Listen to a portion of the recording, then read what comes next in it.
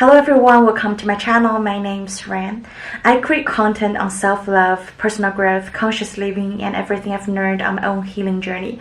I started with occasional binge eating at the beginning, which later developed into bulimia, one type of eating disorder. In this video, I will share my 15 years bulimia recovery story, and I wanted to introduce you also how I integrated two programs into my recovery journey. The first one is eating model of intuitive eating from two dietitians, Evelyn Tribole and Elyse Resch. The second one is the binge eating recovery program by Dr. Christopher Fairborn, a British psychiatrist from Oxford University, also a highly respected professional in the field.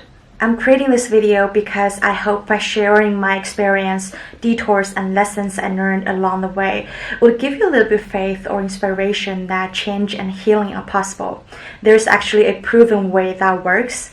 When I was starting out, it's hard to find those quantitative standards or measurements to tell me how good I'm doing. And also there's no specific stages or steps laid out for us, like instructively for us to follow, right? So that's something that I have been struggling with when I was starting out. That's why I wanted to include all of this information in this video. And I hope it's going to be helpful for you. Let's start.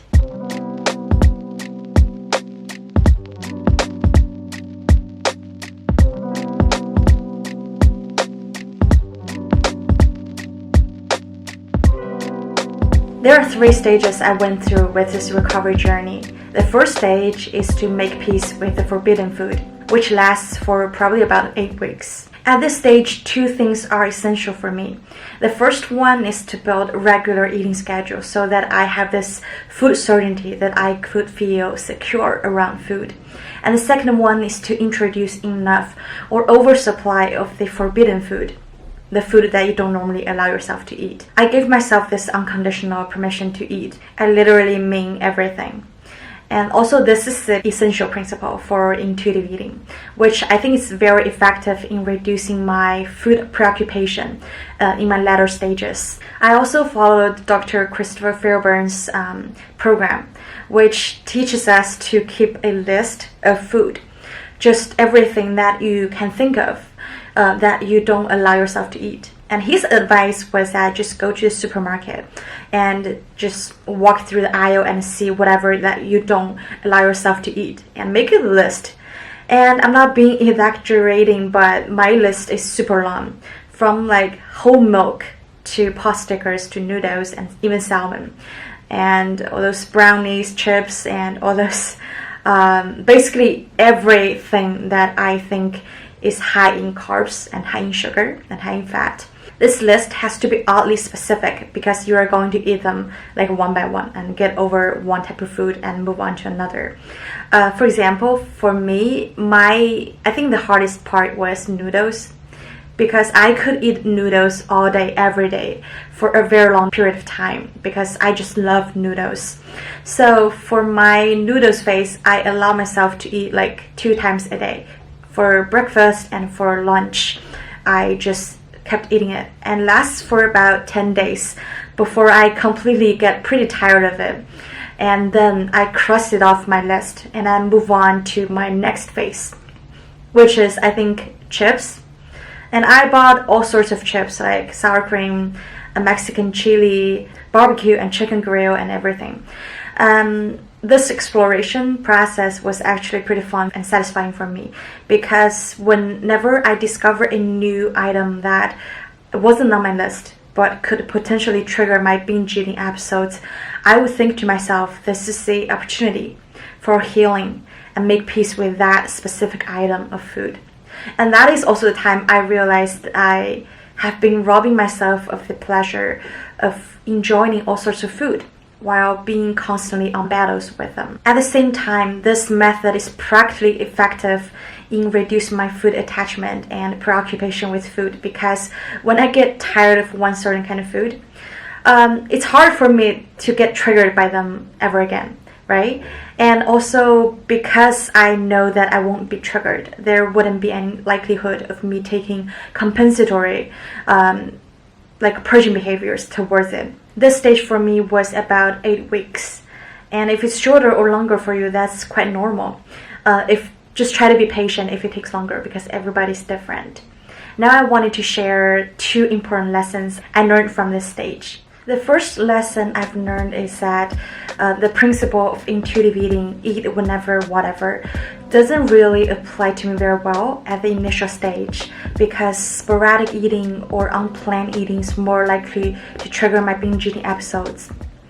Probably because I didn't quite understand the essence at the time, because I was just a beginner and I didn't quite fully trust body attunement at the time, and because I haven't reached one yet. For example, I would intentionally delay my eating just to see how far I can go, because I was waiting for my body signals to tell me that I'm hungry. But I think brainwashing myself has been too strong, because I constantly tell myself that I'm not hungry, but in the middle of the night I ended up gorging and ordering a bunch of delivery food, far exceeds the normal amount I would consume due to the sense of deprivation. And I later find the answers in Dr. Fairborn's book. Quoting from him directly, popular articles in the media often tell us to listen to our body signals and eat in response to them. This apparently wholesome advice ignores the fact that those signals are often disturbed in those who binge. Erratic eating, especially when it consists of alternating binge eating and dieting, disrupts the normal mechanism that control hunger and fullness, with the result that they are no longer a reliable guide as to when to eat. Later, once you have been eating regularly for some time, normal sensations of hunger and fullness will return, although this may take many months. Once this happens, you can use those sensations to guide your eating, although maintaining a pattern of regular eating should remain a priority. So everyone, at this stage, establishing a regular eating pattern is essential. As shown from the graph, this is how my eating schedule looks like. I kept a food journal every day. The left column has time on it, and that's precisely the time I eat all my meals. I eat 3 major meals and 3 snacks.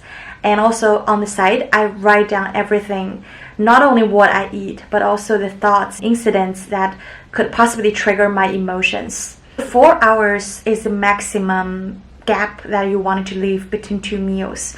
For me, it was generally 3, because I'm the kind of person who gets easily panicked when I don't see food at hand, and also when I experience a tiny bit of hunger, I would easily go out of control. Even if I'm not that hungry at the time of the scheduled meal, I would try to reduce the portion of the food and maybe leave some extra food in the plate, just so I don't feel excessively full. But this schedule definitely provides me this sense of certainty, and I started to be more in control, mentally, because I just don't feel like I get easily triggered of this panicking state because I don't have food at hand. I would say this is a very valuable lesson for me, because 95% of the time I tried to stick to the schedule, and it actually worked for me. And the second lesson is that I learned at the initial stage, it's really easy for me to get out of control. But don't panic, because it's a state that you have to go through when you're giving yourself this unconditional permission to eat. The reason behind it is that we have been suppressing ourselves for a very long time. Even if we tell ourselves, it's okay, slow down, you can have all the food tomorrow and you can still eat it every day after this, your mind wouldn't believe you. Because it has been tricked by you for so many times, right? And we all know how much efforts we're putting to trick our brain, to trick our body to not feel hungry and not eat. I gotta be honest here. For me, at the beginning of the initial stage, it scared the shit out of me, because you're asking me, who cannot be trusted, to be around food freely. It's like asking someone who cannot even drive to control a helicopter. The sense of out of control will kick in every time when I try to eat, because I didn't know what I was doing. I didn't know if the amount is okay, if the timing is okay. During my first noodle stage, I remember very clearly that for the first 3 days, I get triggered every single time when I try to eat noodles. And I kind of just lost faith, because I didn't know what I was doing, and it actually adds more binge eating episodes to that week. But after some time, the 4th day, it starts to die down. The urge to binge starts to fade away. I wanted to tell you because first one, when you let yourself have this permission to eat, it kind of just reduces the specialness of that food. And secondly, your body will find attunement, because after eating like high sodium, high carbs food, it's gonna crave for something lighter, for something greener. And that's your body itself exploring its balance. And after the fourth day, I started to look for like vegetables and all those naturally. Like I didn't even force myself to eat. I didn't even intentionally tell myself what I should eat. But that's just how magically body attunement happens.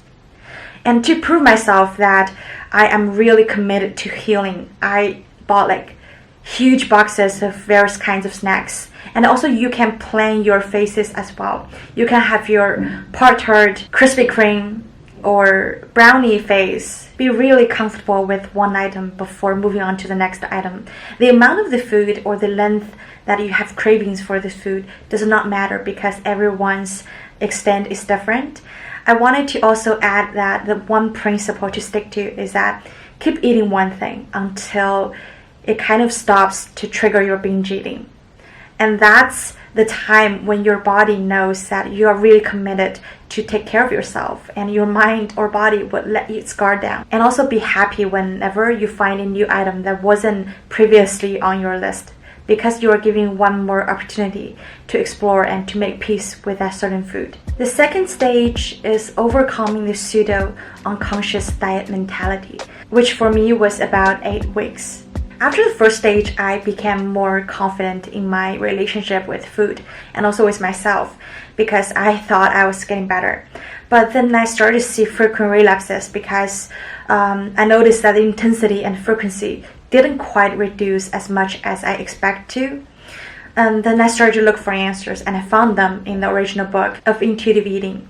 Evelyn, Tribole, and Elyse Resch actually mentioned one type of mindset that hinders your progress towards intuitive eating, which is pseudo, or you can also call it unconscious dieting, meaning that you might be thinking that you're physically off a diet, but you still do some things, like unconsciously. And those are the typical behaviors that are listed out by this book. I'm not going into too much details on each one of the signs that people might still engage in unconscious dieting, and you can pause on this part if you wanted to check out them later. You can also check boxes with yourself just to see what kind of extent you're in. Looking back, I definitely did my fair share of pseudo dieting. There are so many behaviors that I did do unconsciously. For example, I did starve myself just to maintain an overall balance. The chips phase for me is extra long because sometimes I still forbid myself to eat certain flavor or eat at certain times. So that's kind of contributing to my relapses, because when you still hold this diet mentality, it's impossible that you're gonna make peace with food. Another thing I did was that I increased my exercise frequency to a point that I was exhausted all the time. But I used it as a precondition for me to eat more food that I actually craved for. That wasn't actually unconditional, right? That was actually conditional eating. But if you are on the same stage, if you still do those unconscious behaviors, I just wanted to tell you that it's normal, because it's a stage. We have been dieting, or we have been having this unhealthy relationship with food for so many years, and it's impossible for us to just correct it or rebuild it in a couple of weeks. To achieve this, you have to be brutal honest with yourself. You have to keep practicing catching yourself whenever you have this pseudo diet thought that forbids you to eat whatever. The more times you catch it, the less power it has, and you're one step closer to food freedom. Stage 3 is nurturing a gentle voice, which is also about 6 weeks for me. At the last stage, the momentum has been built up, and I started to get used to eating at free will. And I realized I wasn't that big of a foodie as I thought I was. And I don't actually like food that much. And even if sometimes I have cravings for one certain type of food for a very long time, or sometimes I accidentally overeat or eat outside of my schedule, this gentle voice would come out, and it kind of replaces the old voice, the old critical one. It actually tells me to stop second guessing myself, stop second doubting myself, because my body needs it for a reason.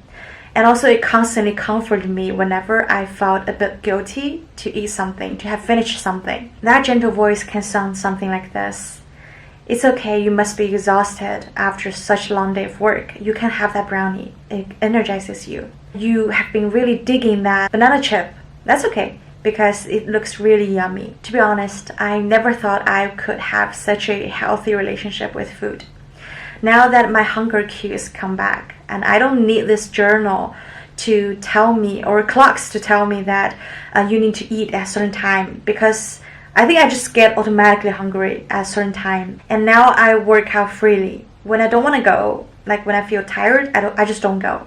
And then when I do work out, I let myself to explore other options rather than the cardio that I know can be best for fat burning. The most important benefit for me was that I stopped doing social withdrawal, which initially aims to avoid like big get-together food occasions which can trigger my binge eating. Now I would gladly go with them, and I would be comfortable facing a table of gourmets, and I could actually stop when I feel full. At the end of 5 months, after 15 years struggle with bulimia, I can finally say that I am now bulimia free. To whoever is watching this video or who is experiencing the same thing, I wanted to first give you a hug, because I know how difficult it can be, and I've been there. But I also wanted to bring you some good news. It's only temporary. It's your body trying to deal with certain emotions in its own way, or deal with certain situations that are only temporary. It does not imply for permanence. I wanted you to know that it's not that you're not normal. Please remember that love and take care of yourself are the most important thing on the planet for you. Please give yourself the credit for trying, and also give it the patience it deserves. I promise you that as you take care of your body will take care of you too. Alright my friends, thanks for watching this video. If you like it, please give it a thumbs up and also share it to people who are in need. I'll see you next time. Bye bye.